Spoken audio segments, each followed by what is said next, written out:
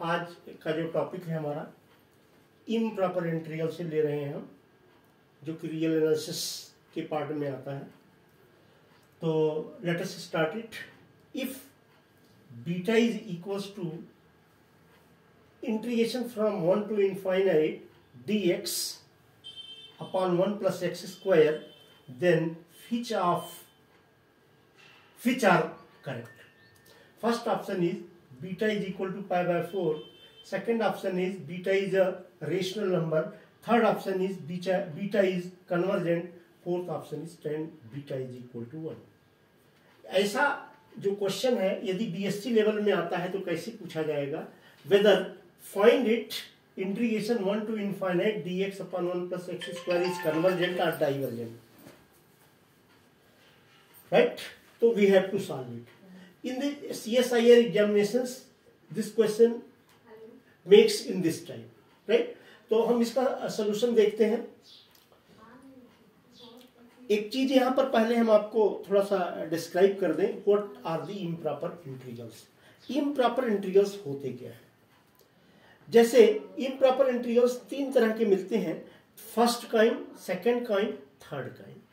First kind of improper integral that means integration from 0 to infinite dx upon 1 plus x square। ये इसका जो limit है integration की, that means range of the limit या तो दोनों की दोनों इनफाइनाइट होगी या उनमें से कोई एक इनफाइनाइट होगी या माइनस इनफाइनाइट होगी। तो यदि ऐसा होता है कि उसकी इंटीग्रेशन की जो लिमिट है, रेंज ऑफ द लिमिट, कोई एक भी यदि इनफाइनाइट होती है तो उसे हम फर्स्ट टाइप ऑफ इंटीग्रेशन में लेकर चलते हैं। Second kind of integration that is second kind of improper integral में जब हम लेते हैं तो हम देखते हैं कि इसकी रेंज ऑफ द लिमिट तो फाइनाइट है 0 to 1, जैसा आप यहां देख रहे होंगे। लेकिन यदि यहां पर देखें जो फंक्शन है हमारा that is 1 upon 1 minus x, x minus 4, this is called integrand. This is called integrand. तो इंटीग्रैंड क्या होगा? x इज इक्वल टू 1 यदि हम रख देते हैं तो ये बिकम्स 0 हो जाएगा, और 0 हो जाएगा 1 upon 0 बिकम्स इनफाइनाइट होगा। दैट मीन्स ये डिफाइन नहीं होगा, ये अनबाउंडेड हो जाएगा। इसी तरह से x इज इक्वल टू यदि 4 हम रख देंगे तब भी ये जो है 1 upon 0 दैट इज इनफाइनाइट हो जाएगा और ये डिफाइन नहीं होगा। दैट मीन्स ये फंक्शन क्या है? अनबाउंडेड हो जाएगा। ये second kind of improper integral में आता है। अब आता है थर्ड काइंड ऑफ इंटीग्रल। इसमें ऐसा है यदि फंक्शन को आप देखें तो इसमें रेंज ऑफ द लिमिट जो है भी फर्स्ट टाइप की होगी। दैट मीन्स इसकी जो रेंज होगी कम से कम एक इनफाइनाइट होगी, हो सकता है दोनों ही इनफाइनाइट हो जाए, लेकिन कम से कम एक जरूर इनफाइनाइट होगी। और दूसरा, यहां पर जो फंक्शन इंटीग्रैंड है वो फिर से अनबाउंडेड होगा। मतलब फर्स्ट और सेकंड काइंड दोनों की प्रॉपर्टी को यदि मिला दें और इस तरह का कोई फंक्शन बने कि दोनों की ही प्रॉपर्टी को फॉलो करे, जैसा कि आप यहां देख रहे हैं कि इसकी जो इंटीग्रल की रेंज है वो इनफाइनाइट है, और यदि x के प्लेस पर हम 0 पुट अप कर देते हैं तो 1 upon 0 दैट मीन्स फिर से ये फंक्शन अनबाउंडेड हो जाता है, और ये फंक्शन अनबाउंडेड हो जाता है, फंक्शन ये डिफाइन नहीं होता है। ये थर्ड काइंड ऑफ इंटीग्रेशन की बात आती है। और ये जो है ये इम्प्रॉपर इंटीग्रल जरूर पूछा जाता है, और हर एग्जामिनेशन में, चाहे वो किसी कॉम्पिटिटिव एग्जाम हो या जनरल एग्जाम हो, सभी में पूछा जाता है। तो चलते हैं इसके सोल्यूशन पर। Here beta is equal to integration from 1 to infinite dx upon 1 plus x square. It can be written as limit x tends to infinite, और जहां हमने लिया है limit x tends to infinite, वहां इनफाइनाइट के ही place पर हमने क्या पुटअप कर दिया? x पुटअप कर दिया। हर एक इम्प्रॉपर इंटीग्रल को इसी तरह से लिखा जाता है। तो limit x tends to infinite integration from 1 to x dx upon 1 plus x square। इसका हम इंटीग्रेशन करेंगे तो आप सबको मालूम है this is tan inverse x होगा, and limit is from 1 to x, that means beta is equal to limit x tends to infinite tan inverse x and the limit are 1 to x।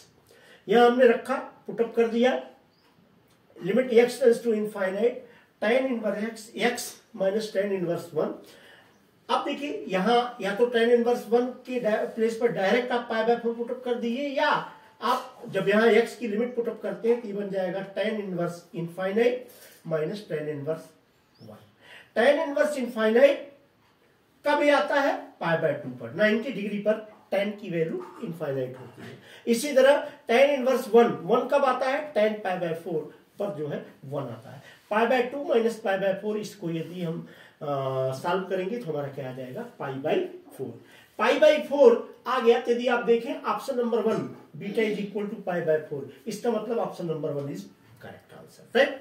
अब आप यहां देखिए आगे भी options बहुत सारे दिए हैं। यहाँ आपसे बता रहे हैं बीटा की जब आपने वैल्यू निकाली तो एक कोई फाइनाइट वैल्यू आपको प्राप्त हुई। तो यहाँ लिखा है which is a finite value, एक निश्चित मान आपको प्राप्त हुआ।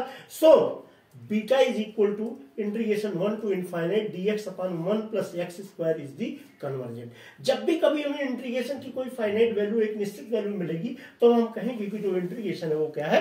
कन्वर्जेंट है। अब हम दूसरे पॉइंट पर आते हैं आगे। जैसा कि आप देख पा रहे हैं बीटा इज इक्वल टू π/4 है। यदि हम tan बीटा निकालें दैट मींस tan π/4 निकालें, tan π/4 इज इक्वल टू 1 होगा। तो आप देखिए tan π/4 that means tan beta is equal to 1, यानी फोर्थ ऑप्शन भी आपका करेक्ट है। इस तरफ यदि हम आए, अच्छा पाई वी नो दैट, अच्छे से हम जानते हैं कि pi is the irrational value. Pi जो है इरेशनल नंबर है, रेशनल नंबर नहीं है। यदि पाई इरेशनल नंबर है तो π/4 भी इरेशनल नंबर होगा, मतलब रेशनल नंबर नहीं होगा, यानी बीटा रेशनल नंबर नहीं है। और जबकि सेकंड में आपको दिया है beta is a rational number, so second option is wrong option. Second option is not the correct option. अब अपन आगे आते हैं, यहां ले लिया। अब यदि क्लियरली देखें तो जो ऑप्शंस आपको दिए गए हैं उसमें beta is equal to π/4 is the correct option, beta is a rational number is incorrect option, beta is equal is convergent is the correct option, and fourth is tan beta is equal to 1 is the correct option. तो आपको ये समझ में आया होगा। Thank you so much.